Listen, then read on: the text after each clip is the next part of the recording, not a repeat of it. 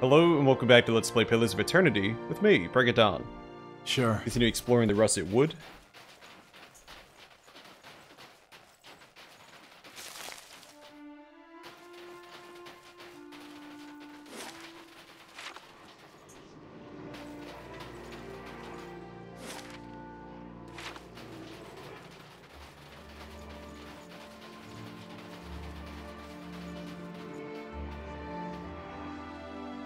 This cracked wooden staff is nearly buried beneath the frost and snow. To your senses, the gathered essence shines like a beacon. Examine the area. This camp is long abandoned, and what remains is buried beneath a layer of ice and snow. The staff seems to be the sole item of note. Touch the broken staff. You reach out with your watcher's senses, and feel this drifting soul surge forward, as if eager to be heard. A feeling of fear and urgency ripples through you. Here, across the distance spanned by time and identity, you know only that you are out of time.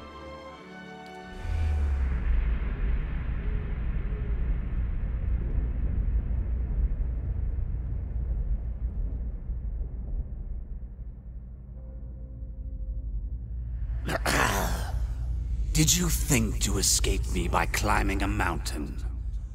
I would have tracked you across the sea, thief. Please, Master, have mercy! I kept the grimoire hidden safely away, and I can take you to it! The book is nothing. If you had studied a little longer, you might have learned that. But no apprentice of mine will steal from me and live. Wait, no!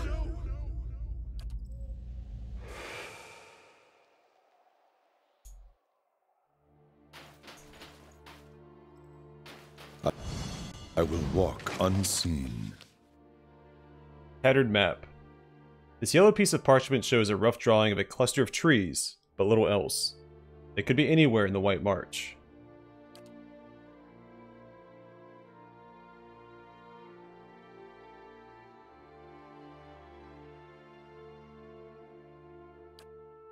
Those roads are rivers.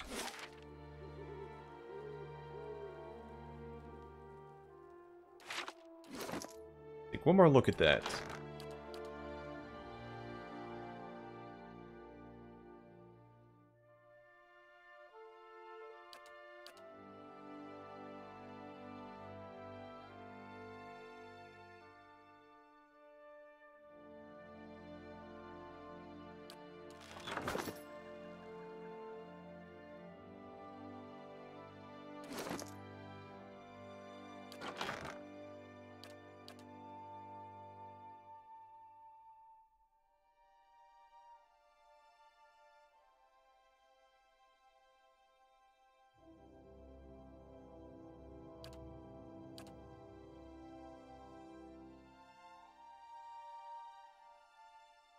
Don't remember which one it is. I know it's the tattered map, but I don't know where it's at. Our session. We did grab it, right? Yeah. I did not. That explains it. Didn't see it in my log, so yeah, that's on me. So this one looks more like a river. There's rock scattered in it. I mean, this could also be a river.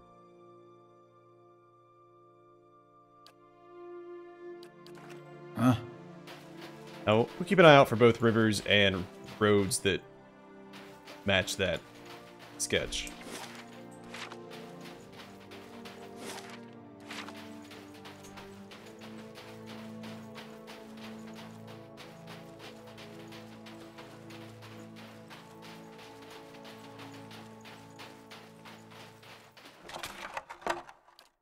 Be cautious.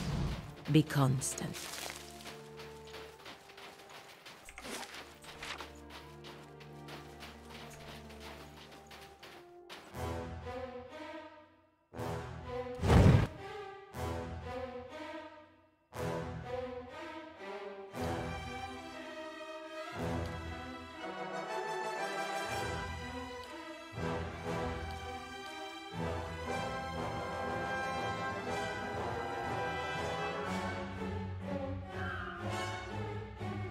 Tell me,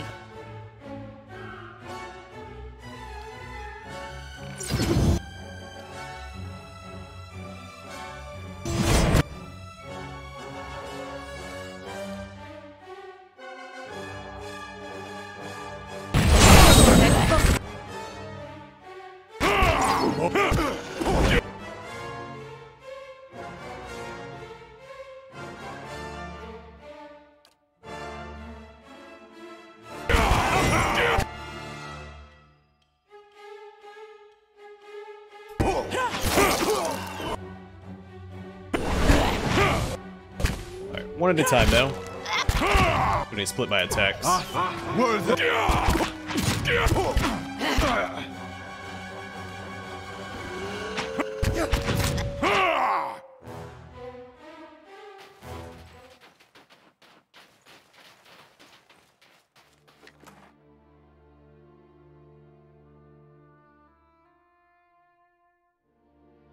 That's really good. Is this unique?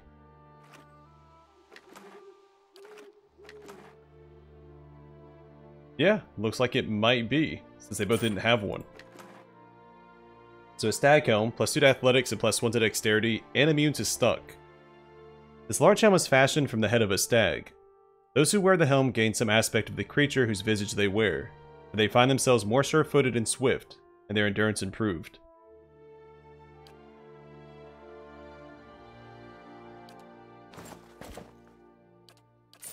Huh?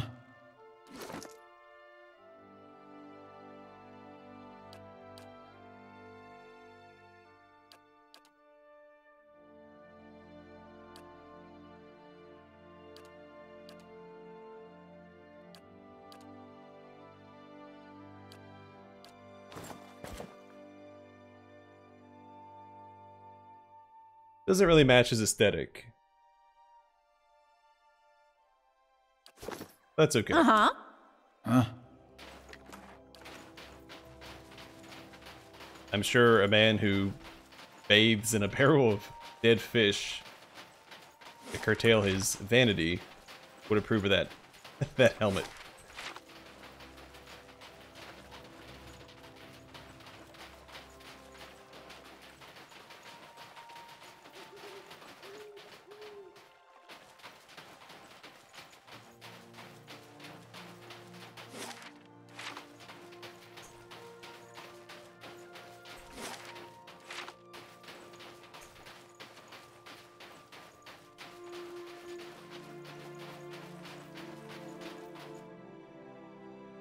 This wolf lies in the snow, panting with exhaustion and pain.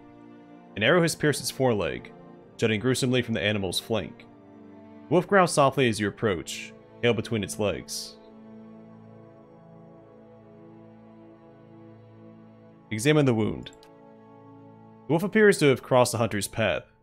A silver arrow has pierced the wolf's leg. The state of the fletching suggests the wolf tried to gnaw it off. I should probably try to calm the wolf before we remove the arrow.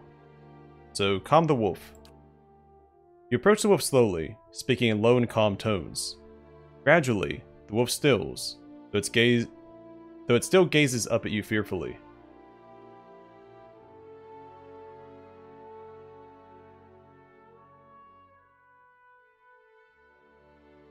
I think this is the first time we've seen a talent.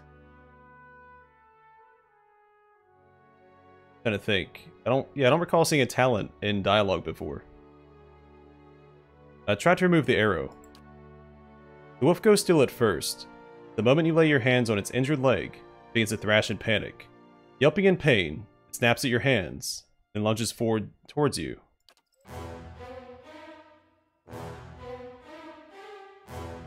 Not tried.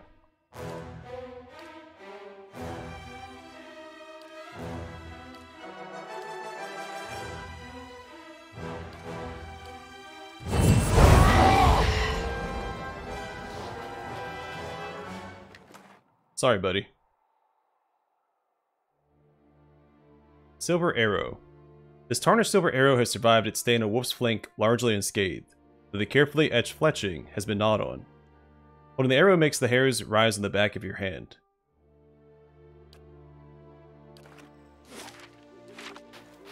Sure, that's not an ominous sign.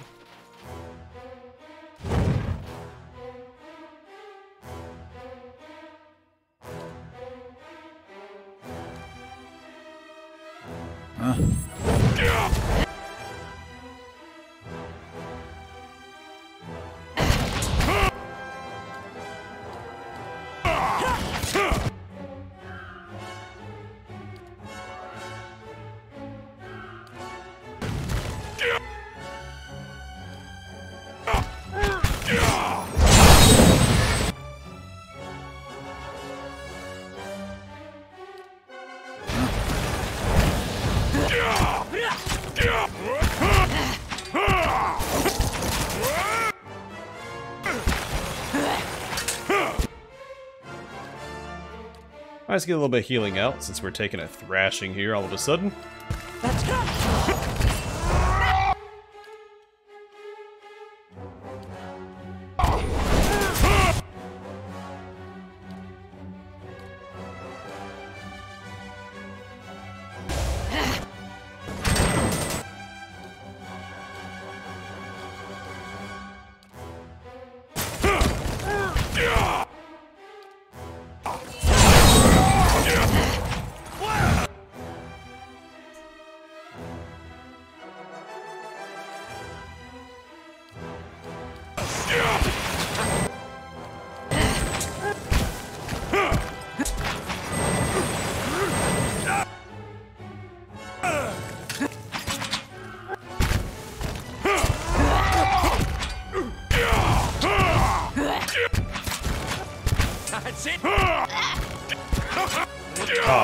Split second away from her not getting knocked unconscious.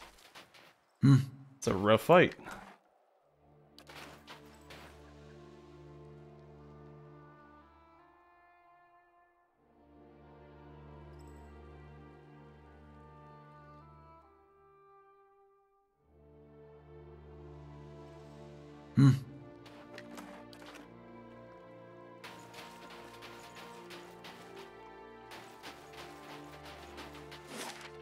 That's right, I need to remember that I did ramp up the difficulty.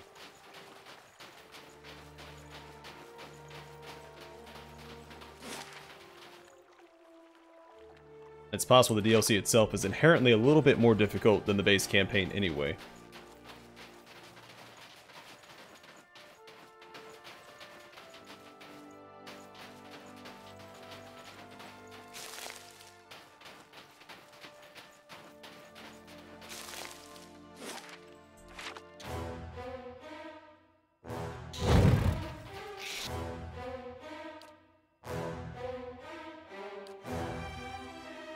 Yeah.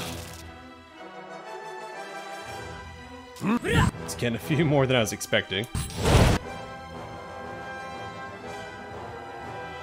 I'm here.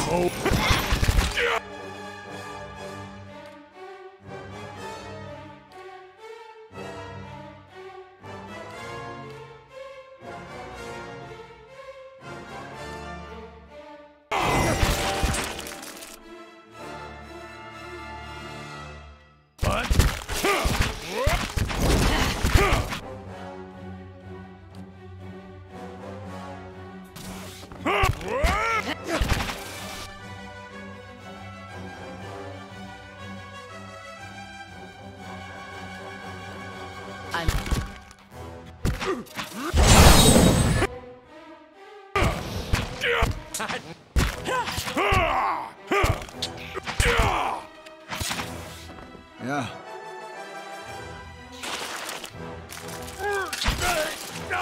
Let's go! That's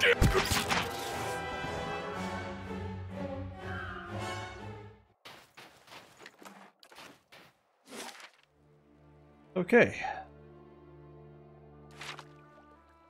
Let me get back down here. I feel like I missed a description or something for this. And it really stands out.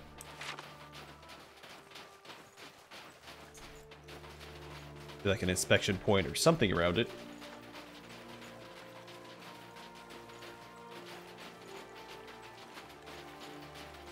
But also maybe not.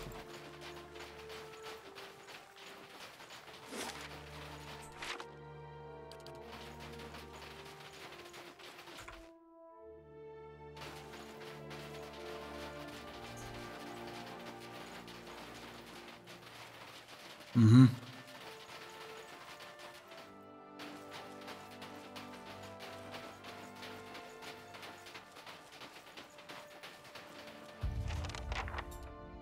You spy a tuft of fur caught in the shrub. You recognize the scent of wolf.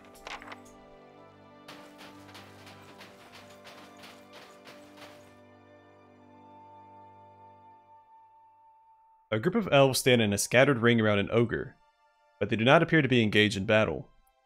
The ogre is bound with rope, and one of the elves tugs harshly on the line tied around the ogre's neck. This is pointless, beast. You won't get anywhere being stubborn. The ogre only snorts angrily and pulls back on the rope. Two other elves prod him somewhat timidly with their poleaxes. The ogre does not budge. Hey, Vamro. One of the elves has turned to look at you, motioning at the man occupied with the ogre. The elves turn to look at you, hands falling to their weapons. Vamro gives a final sharp yank on the rope before he turns as well. You're a long way from home. Oh, we'll be further from it still tomorrow. Just picking up some help along the way. He looks up at the ogre. Just punch the nearest elf. What are you doing to that ogre? This creature will accompany us to Wystrand. We've had some trouble on the roads. Having an ogre along should put an end to it. I purchased him from some slave hunters, not far from here. Looking to recoup their expenses, I expect. He grunts. Not sure he's worth quite so much coin. Alright, punch the nearest elf. You stride forward purposefully, knock the elf flat with one solid blow to the jaw. The other elves turn, startled. As they heft their weapons, the bound ogre takes advantage of the commotion and hauls backward, tearing the rope free of his captor's hands. With a triumphant roar, the ogre pulls apart the bindings on his arms. Stop that ogre, but don't damage my property. And bring me that fool's head. Yeah, good luck, buddy. We'll start with you.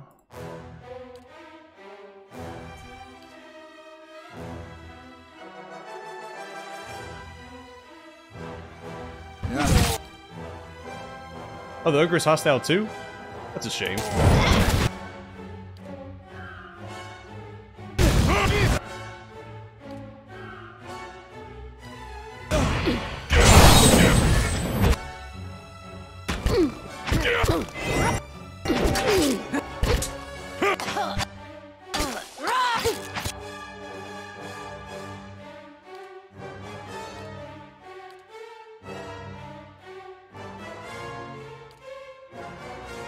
Tell me.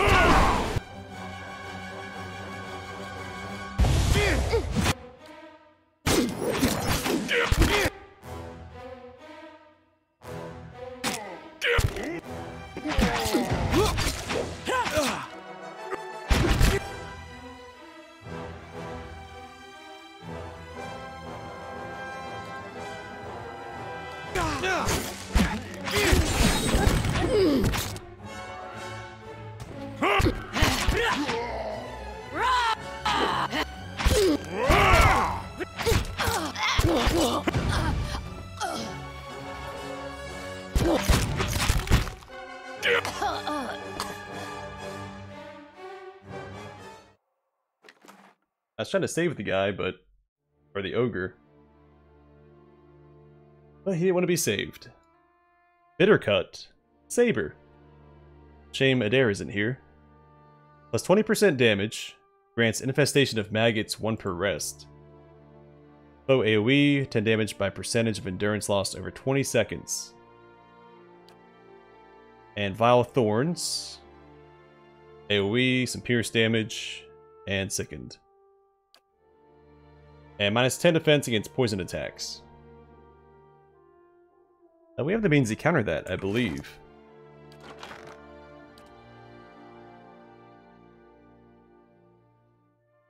Kind of.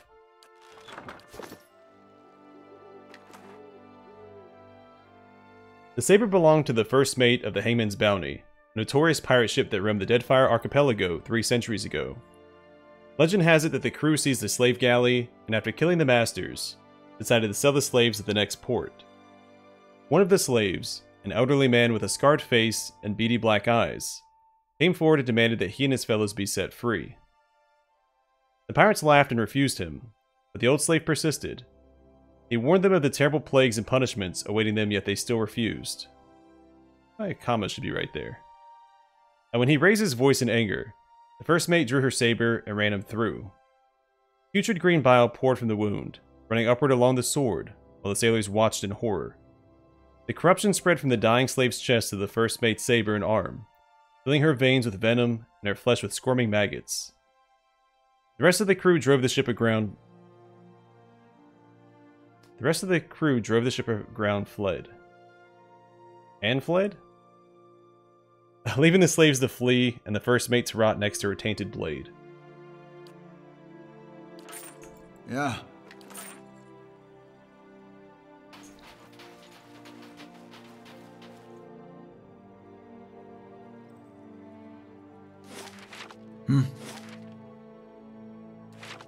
Zawa is ready. Yeah. There are a lot of encounters in this area. Did not expect it to be so well populated.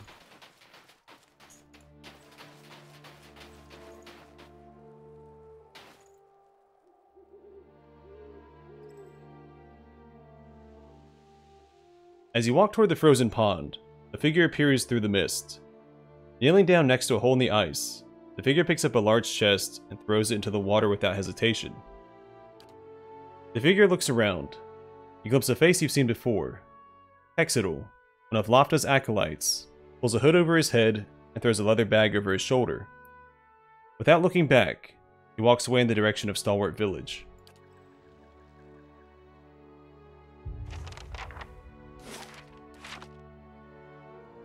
Yeah.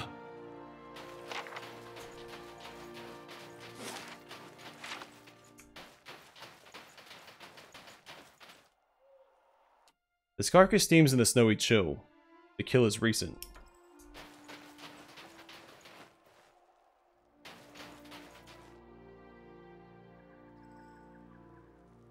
Quick save right here. Don't see many on these roads, and the few we do are hunters, woodcutters, or smugglers. She cocks an eyebrow at you and gives you a half smile. She holds herself with confident grace, a conspicuous holster slung over one hip. Beyond her is a wagon loaded with supplies. Manacles dangle from one end. But which are you? Hunter, woodcutter, or smuggler? The high, clear peals of her laughter ring across the snowy plain. I suppose you could say I'm a hunter. Her fingers drum the tooled leather of her holster. I'm looking for a fugitive from Raid Saris, an indentured servant, and a wanted criminal. The smile disappears from her face like a candle flame snuffed out by the wind. She watches you through humorless eyes. And what exactly is he wanted for? Besides breaking his indenture, he slew his master's 13-year-old son, killed the boy before he fled.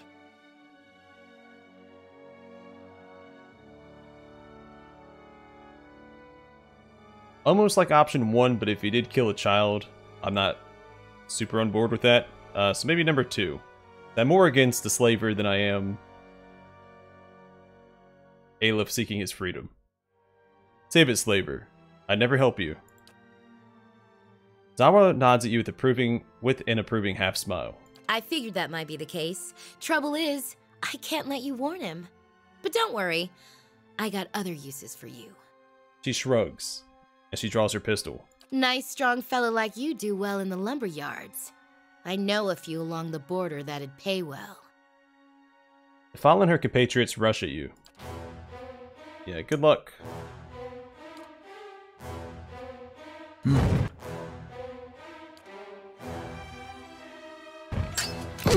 Try to let them... Oh, they are more here than I thought.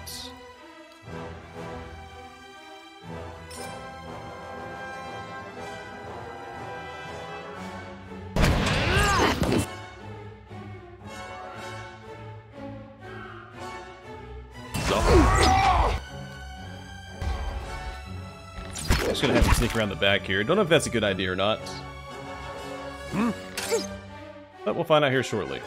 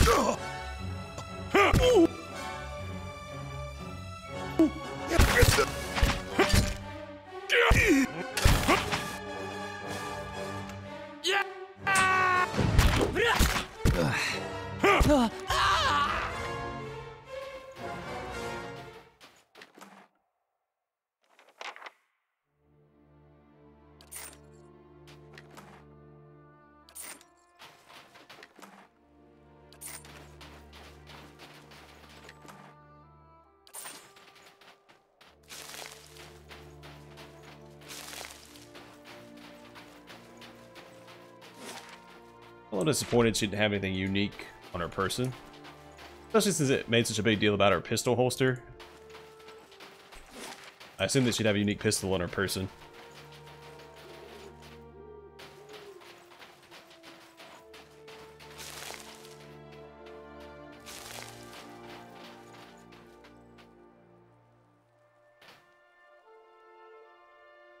Body water is visible through a large hole cut through the thick ice. It is larger than a fishing hole, wider than a broadset amoa. Stirred, the surface of the water laps against the layered ice. Reach out to test the water. It nips at your fingers with every ripple, quickly numbing your hand after a few seconds. Inspect the area. You carefully inspect your surroundings. Animal tracks are plentiful. What appear to be footprints of kith are also present near the hole. Looking closer into the hole, notice a jagged ring of frost adhering to its walls. It has been rebroken perhaps more than once. Look through the water to the bottom of the pond. The waters swirl, silty and nearly opaque. You attempt to see through the muck, or murk, but can make out nothing in particular. Dive in and search the bottom of the pond. Oh neat, who'll dive in? I do like how they're including spells in this. Someone told me that the book event, when we ran into the burning building, also had, if you had a cold spell on hand, you could have put out the fire and saved both people. So I'm glad they're including things like that. So cast Bulwark against the elements before diving in. Who will cast Bulwark against the elements? Have Aloth cast Bulwark against the elements. Aloth begins to draw energy out of the ether and into a grimoire. There's a sudden flash of light from the open page. You're bathed in a protective aura. So I said I was the one he cast it on, right? So I dive. You dive into the water. Turbulent darkness engulfs you, but its embrace feels almost warm and welcoming. Occasionally, a cold shiver runs through your limbs, but the protection offered by the spell lets you swim with ease to the bottom of the pond. Directly below the hole, at the very bottom, your hands find heavy objects made of wood and metal. They are chests, small but heavy. You start to bring them up to the surface, one by one, struggling to carry their weight through the water. After heroic effort, you come out of the frozen pond. You let a few minutes pass to recover from the ordeal, and and then you're ready to inspect your findings. The chests are marked with symbols of Andra. You grab one of them and pry its lid open to reveal its contents. Inside, all you see are rocks. You shake the surprise off and grab another chest. The same results greets you after opening it. More rocks and nothing of value. Something is assuredly amiss. As proof of your findings, you take one of the empty chests with you. Huh? So I was speculating that there would be some equipment down here. Maybe the only way to get Okrun's armor was by succeeding here. Because he said he didn't want the armor, but it's possible he'll give us the armor after we complete the quest, and he just takes the medallion.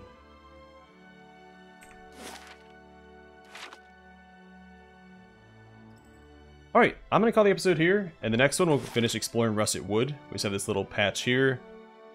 But we also have a cave and, well, 2 caves. And so we'll explore those next. We'll probably start with the wolf cave, though I do want to head back and speak to Thirsk before I go into the cave.